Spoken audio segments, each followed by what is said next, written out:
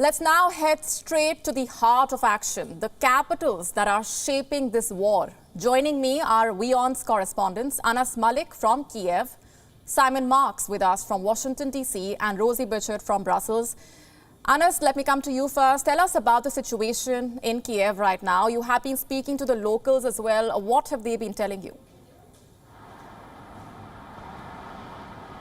Well, Molly, this is more of a ghost town right now. Lesser people on the road, lesser cars on the road, 6 p.m. curfew, only supermarkets, that too selected supermarkets open, cafes closed, pubs closed, other shops have been closed. So that explains the situation here in Kiev right now.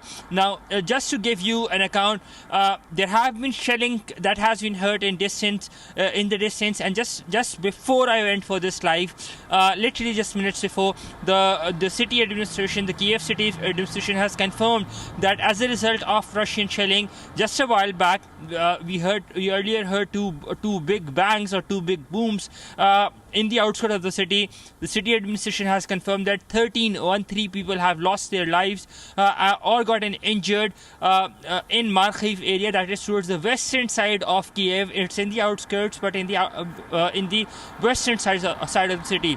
That goes on to explain the situation currently that Kiev is going through or is bracing for.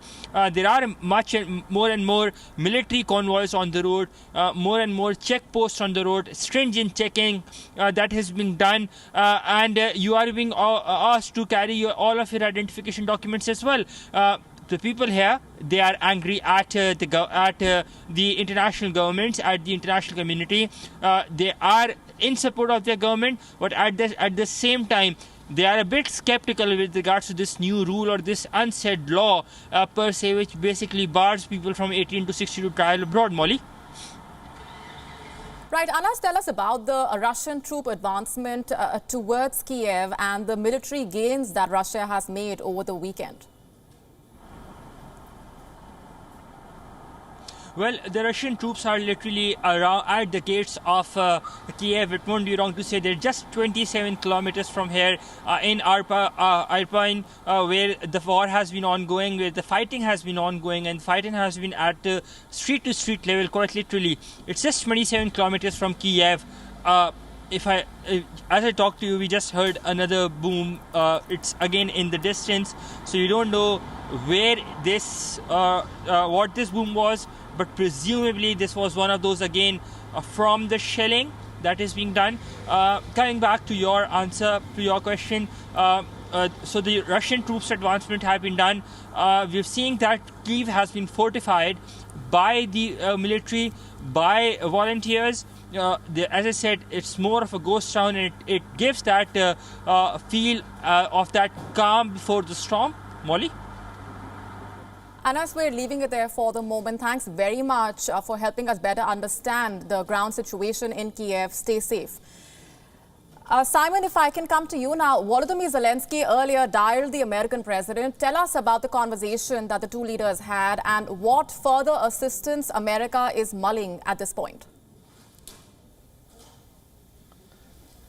Well, this is a series of conversations that has been underway between President Zelensky and President Joe Biden. Also notable that President Zelensky held a video conference on Saturday with members of the United States Senate, and that seems to have been very significant in terms of resulting in members of Congress on Capitol Hill putting added pressure on President Biden to take more stringent actions towards Russia over its invasion of Ukraine. What the Ukrainian president has been calling for days now is the implementation of a no-fly zone. As we've already said on the programme, there is no prospect of that happening because the Biden administration believes that that would put America and NATO on the slippery slope to a direct conflict with Russia that President Vladimir Putin and his senior lieutenants have all indicated could go nuclear.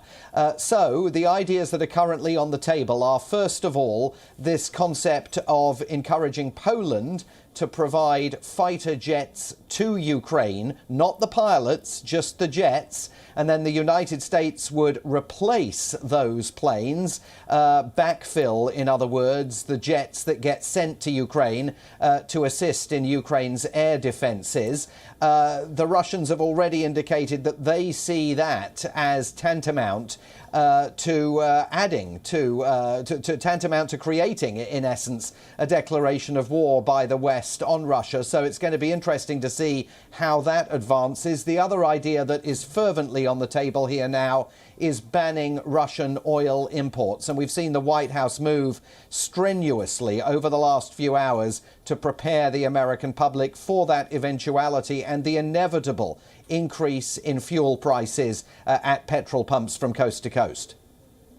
We earlier played out that pointed warning from Volodymyr Zelensky for NATO, saying that the alliance will be held responsible for Ukrainian casualties over its refusal to impose a no-fly zone. We have already established what the NATO's position is on this front. But any reaction from the White House, from the United States leadership when it comes to the appeals from Zelensky and the concern that has been raised by the Ukrainian leadership over the consequences that this decision could have?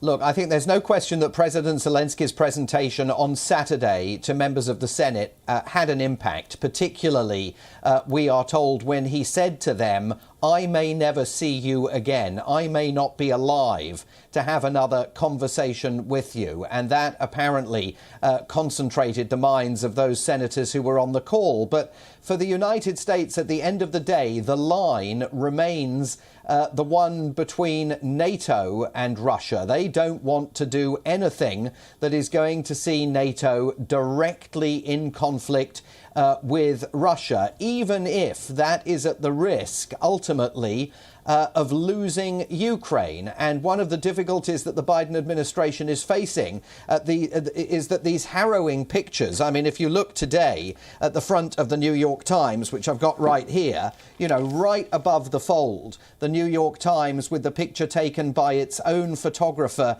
yesterday in Irpin of those civilians who were killed by the Russians after the Russians failed to observe the ceasefire, to allow the creation of humanitarian corridors. News coverage like that is beginning to impact public opinion here, which is why we're seeing now a majority of Americans saying they would favour banning Russian oil imports, even though the price of petrol in some parts of the country is already hitting, for the modern era, record levels.